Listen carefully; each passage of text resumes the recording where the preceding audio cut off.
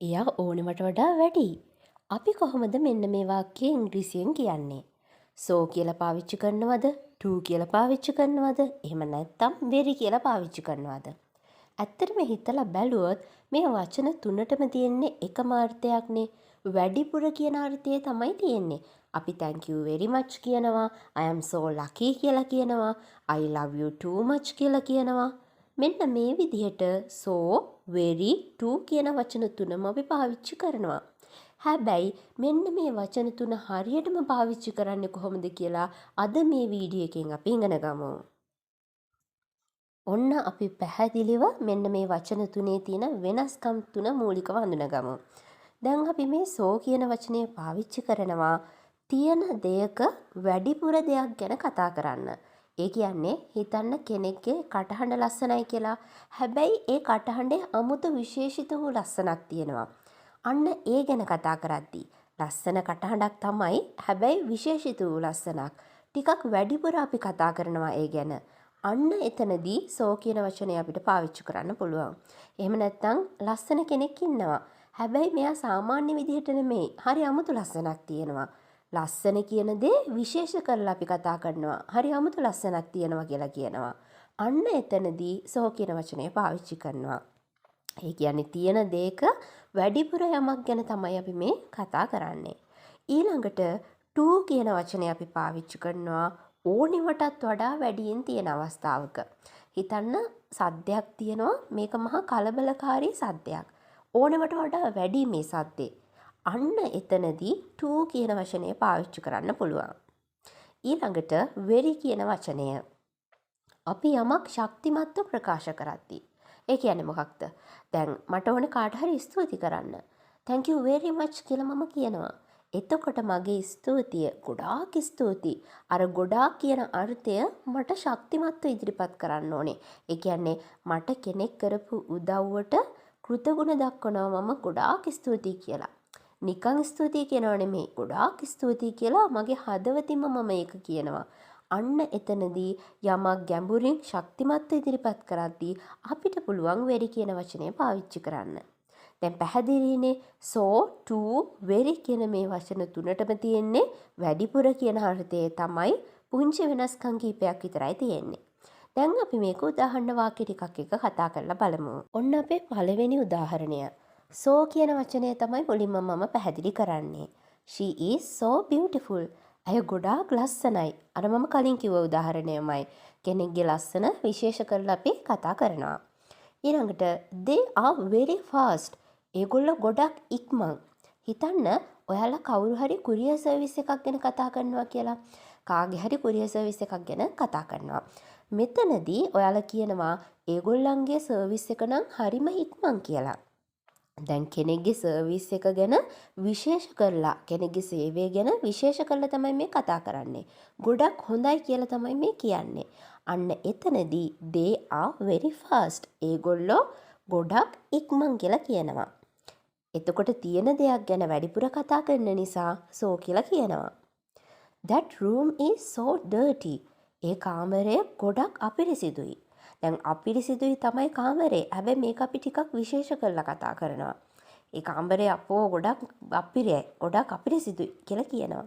දැන් තියෙන දෙයක් විශේෂ කරලානේ අපි මේ කතා කරන්නේ. වැඩිපුර යමක්නේ අපි මේ කතා කරන්නේ. ඒක නිසා ඔන්න so කියන වචනය අපි පාවිච්චි කරා.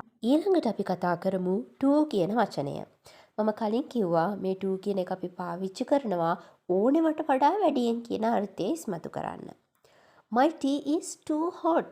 මගේ තේ එක ගොඩාක් රස්නේ. දැන් ඔයා තේ එක බොන්න ගන්නවා. හැබැයි ඕනවට වඩා රස්නේ ඒක. බොන ගන්නට නෙමෙයි තියෙන්නේ. too hot කියලා කියන්න පුළුවන් එහෙනම්. It is too much. ඒක ඕනෙවට වඩා වැඩි. හිතන්න මොකක් හරි ඇඳුමක් දිහා ඔයා බලනවා. හැබැයි මේ ඇඳුමේ තියෙන විලාසිතාව, ඒක හැඩගන්වලා තියෙන විදිය ඔයාට අල්ලන්නේ නැහැ. ඔයා කැමති නැහැ ඒකට. එහෙනම් ඔයා කියනවා it is too much. ඒක ඕනෙවට වඩා වැඩි කියලා. ඊළඟට that voice is too loud.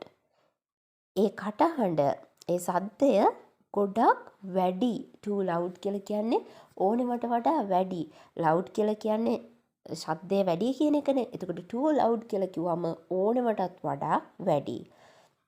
දැන් මේ අවස්ථා තුනේදීම යම්කිසි දෙයක් ඕනෙවටත් වඩා වැඩි කියන අර්ථය තමයි අපි මේ ඉස්මතු කරන්න යන්නේ. ඔන්න දැන් මෙතනදී ඔයාලට මෙහෙම කියන්න පුළුවන්. මම අර කලින් කිව්වනේ එයා ඕනෙවට වඩා වැඩි. මේක කොහොමද අපි ඉංග්‍රීසියෙන් කියන්නේ? දැන් මේකේ දෙවෙනි උදාහරණය බලන්න.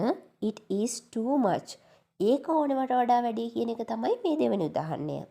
එහෙනම් ඔයා කතා කරන්න ගෑනු ළමයෙක් ගැන නම් she is too much. අය ඕනෙවට වඩා වැඩි කියන්න පුළුවන්. ඔයා කතා කරන්න පිරිමි ළමයෙක් ගැන නම් he is too much. ඔහු ඕනෙවට වඩා වැඩි කියලා කියන්න පුළුවන්. අපි කතා කරමු to කියන වචනය. මම කලින් කිව්වා මේ to කියන එක අපි පාවිච්චි කරනවා ඕනෙවට වඩා වැඩියෙන් කියන අර්ථය ඉස්මතු කරන්න. My tea is too hot. මගේ තේ එක ගොඩාක් රස්නේ. දැන් ඔයා තේ එක බොන්න ගන්නවා. හැබැයි ඕනවට වඩා රස්නේ ඒක. බොන ගන්නට නෙමෙයි තියෙන්නේ. too hot කියලා කියන්න පුළුවන් එහෙනම්. It is too much. ඒක ඕනෙවට වඩා වැඩි. හිතන්න මොකක් හරි ඇඳුමක් දිහා ඔයා බලනවා. හැබැයි මේ ඇඳුමේ තියෙන විලාසිතාව ඒක හැඩගන්වලා තියෙන විදිය ඔයාට අල්ලන්නේ නැහැ. ඔයා කැමති නෑ ඒකට. එහෙනම් ඔයා කියනවා it is too much. ඒක ඕනෙවට වඩා වැඩි කියලා. ඊළඟට that voice is too loud. ඒ කටහඬ ඒ සද්දය ගොඩක් වැඩි. too loud කියලා කියන්නේ ඕනෙවට වඩා වැඩි. loud කියලා කියන්නේ ශබ්දය වැඩි කියන එකනේ. එතකොට too loud කියලා කිව්වම ඕනෙවටත් වඩා වැඩි. දැන් මේ අවස්ථා තුනේදීම යම්කිසි දෙයක් ඕනෙවටත් වඩා වැඩි කියන අර්ථය තමයි අපි මේ ඉස්මතු කරන්න යන්නේ. ඔන්න දැන් මෙතනදී ඔයාලට මෙහෙම කියන්න පුළුවන්. මම අර කලින් කිව්වනේ එයා ඕනෙවට වඩා වැඩි. මේක කොහොමද අපි ඉංග්‍රීසියෙන් කියන්නේ? දැන් මේකේ දෙවෙනි උදාහරණය බලන්න. It is too much. ඒක ඕනෙවට වඩා වැඩි කියන එක තමයි මේ දෙවෙනි උදාහරණය. එහෙනම් ඔයා කතා කරන්න ගෑනු ළමයෙක් ගැන නම් she is too much. අය ඕනෙවට වඩා වැඩි කියන්න පුළුවන්. ඔයා කතා කරන්න පිරිමි ළමයෙක් ගැන නම් he is too much. ඔහු ඕනෙවට වඩා වැඩි කියලා කියන්න පුළුවන්. ඔන්න ඊළඟට very කියන වචනය. දැන් මේ very කියන වචනේ අපි පාවිච්චි කරනවා යමක් ශක්තිමත්ව අපි ඉදිරිපත් කරන්න උත්සාහ ගනිද්දී. English is very easy. ඉංග්‍රීසි ගොඩක් ලේසි. දැන් මේක මම හිතලා කියන දෙයක්. මම මගේ පැත්තෙන් හිතනවා ඉංග්‍රීසි ලේසි කියලා. තව කෙනෙක්ට ඒක එහෙම වෙන්න නැති වෙන්න පුළුවන්. හැබැයි මම මගේ උත්තරය මගේ ප්‍රකාශ ඉදිරිපත් කරන්නේ හරි ශක්තිමත්ව. කවුරු හරි කිව්වොත් ඉංග්‍රීසි අමාරුයි කියලා නෑ ඉංග්‍රීසි ලේසි කියලා මම කියනවා. එතනදී මගේ පිළිතුර මගේ වාක්‍යය මම ශක්තිමත්ව ඉදිරිපත් කරන්න ඕනේ. එතනදී වැඩියෙන් කියන අර්ථය ඉස්මතු කරන්න ඕනේ මට. එහෙනම් very කියන වචනේ මම පාවිච්චි කරනවා. ගොඩක් ලේසි, very easy කියලා මම කියනවා. She is doing it very well. අය ඒක ගොඩක් හොඳින් කරනවා. හිතන්න කවුරු හරි ළමයෙක් හරි ලස්සනට චිත්‍රයක් අඳිනවා කියලා. එතනදී මට කියන්න ඕනේ එයා ඒක ගොඩක් හොඳට කරනවා කියලා. දැන් මම මගේ පැත්තෙන් හිතලා තමයි ඒක කරන්නේ. She is doing it very well. එයා ඒක හොඳට කරනවා. එතකොට මං මගේ ප්‍රකාශය ශක්තිමත්ව ඉදිරිපත් කරනවා. ගොඩක් හොඳට කරනවා කියලා. හැබැයි තව කෙනෙක්ට ඕක කියන්න පුළුවන් she is doing it very bad කියලා. එයා ඒක ගොඩක් නරක විදියට කරනවා කියලා කියන්නත් පුළුවන්. හැබැයි කොහොම හරි අපි අපේ ප්‍රකාශය අපිට සාපේක්ෂව හරි අපි ඉදිරිපත් කරනවා නම් ගොඩක් ශක්තිමත්ව එතනදී very කියන වචනේ පාවිච්චි කරන්න පුළුවන්. ඊළඟට අන්තිම උදාහරණය thank you very much. අපි ඕක සාමාන්‍යයෙන් පාවිච්චි කරනවා. ගොඩක් වෙලාවට ඔයාලත් කියලා ඇති. හැබැයි ඇයි අපි very much කියන එක පාවිච්චි කරන්නේ? අපි ගොඩක් ශක්තිමත්ව ගැඹුරින් තමයි මේ දේ ගැන කතා කරන්නේ. ඉතින් ඔන්න ඔය විදිහට තමයි so, to, very කියන වචන තුන වාක්‍යවල අපි වෙනස්කම් සහිතව පාවිච්චි කරන්නේ. තවත් සරලව කිව්වොත් so කියන වචනේ අපි පාවිච්චි කරනවා තියෙන දෙයක වැඩිපුර යමක් අඟවන්න. to කියන වචනේ අපි පාවිච්චි කරනවා ඕනවට වඩා වැඩි කියන්න. very කියන වචනේ අපි පාවිච්චි කරනවා යම් කිසි දෙයක් ශක්තිමත්ව ගැඹුරින් ඉදිරිපත් කරන්න. ඉතින් ඔන්න මේ වගේ ග්‍රැමර් කොටස් ඉගෙන ගන්න ඔයාලා කැමති නම් තාමත් අපිව subscribe කරලා නැත්නම් අමතක නොකර අපිව subscribe කරන්න. ඒ ළඟම තියෙන bell icon එක click කරොත් මම අලුතෙන් වීඩියෝ එකක් දාපු ගමන් ඔයාලට පුළුවන් මේ වීඩියෝ එක බලන්නත්.